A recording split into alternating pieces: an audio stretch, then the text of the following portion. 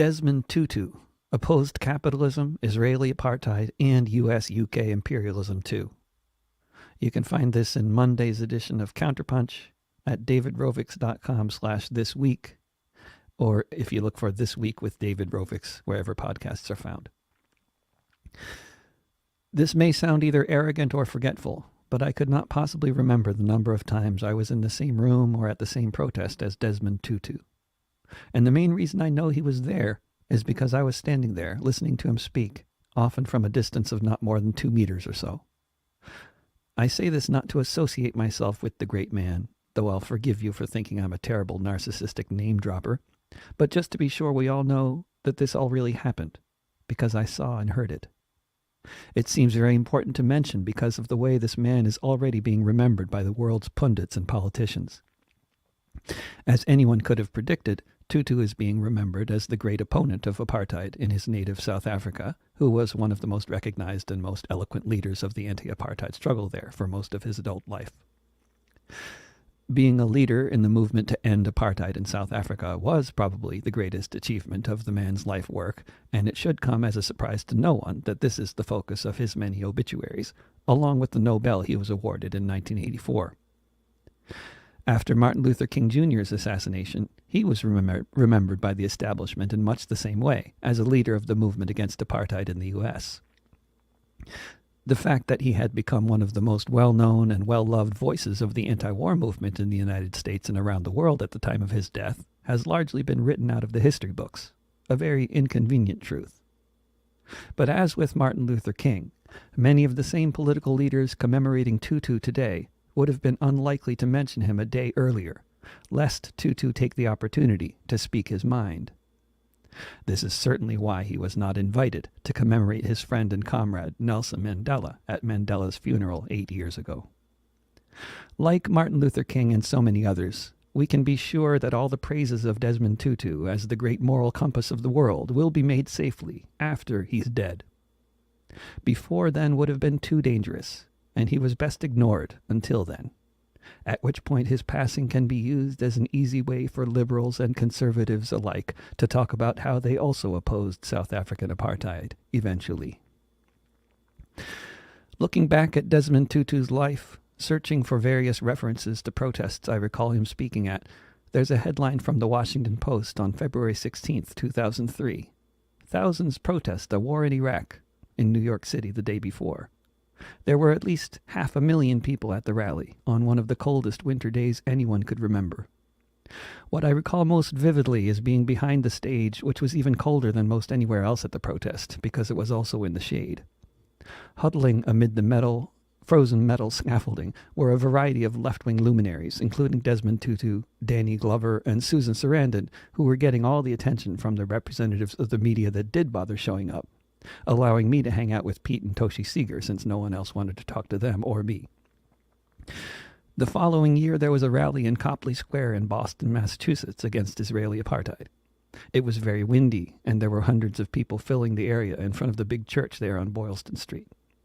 I don't remember who else spoke, but Tutu was the main speaker, and he spoke at length after I sang "They're Building a Wall" and other songs related to the anti-apartheid struggle in Palestine, as it was an event in solidarity with Palestinians.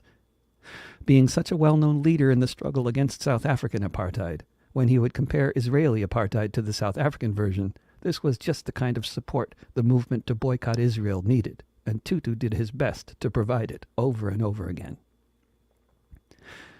There were 3 overlapping social movements in the early 2000s that I was involved with as a musician, all of which Tutu was deeply involved with.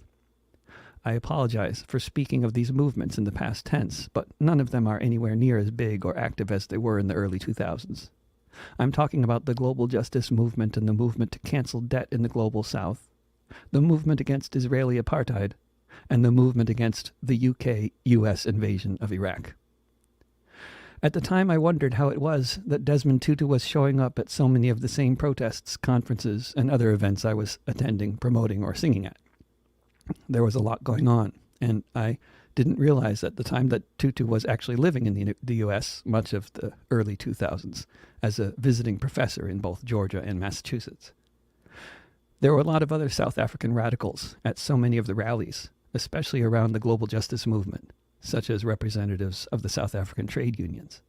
The South African poet, the late Dennis Brutus, was everywhere back then as well. Journalism, they say, is the first draft of history. The journalists, when given the job to cover Desmond Tutu, generally did so when it had something to do with South African apartheid, the Truth and Reconciliation Commission, which he chaired, etc. The journalists aren't present elsewhere. Their bosses didn't send them to cover the protests Tutu was speaking at in Boston or New York for the most part. Lots of other drafts of history are then rewritten for the textbooks and for the obituaries, when once again Desmond Tutu's centrality to the struggle against South African apartheid will be highlighted, with most everything else papered over or ignored completely. Others will recall Tutu's service to the global social movements that arose in the decades after apartheid, to which he gave the full weight of his moral standing, whether these movements were covered by the corporate press or not, whether most of us knew these movements existed or not. Yes, for those of us who were involved with the social movements that were active when Tutu was a spry young man of 70 or so, we will remember him as a fierce critic of capitalism, of Israeli apartheid, and of U.S. and British wars of aggression. And we know why he is being praised now by media outlets and politicians who have had no time or space for him since 1998 or so. Desmond Tutu failed to remain in his historical place. Had he played his cards differently in the post-South African apartheid period, he could have been a very rich and even more venerated man, winning lots more awards and schmoozing with the world's power brokers. Instead, before his official retirement from public life at the age of 79, he spent his 70s campaigning around the world as part of social movements for equality, dignity, and peace, and being a thorn in the side of so many of the rich and powerful people praising him today.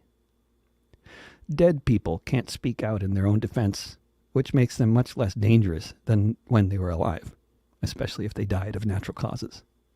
So it's up to those of us who are still here to speak and to remember. Long live Desmond Tutu. Long live Desmond Tutu's vision of a world free of oppression.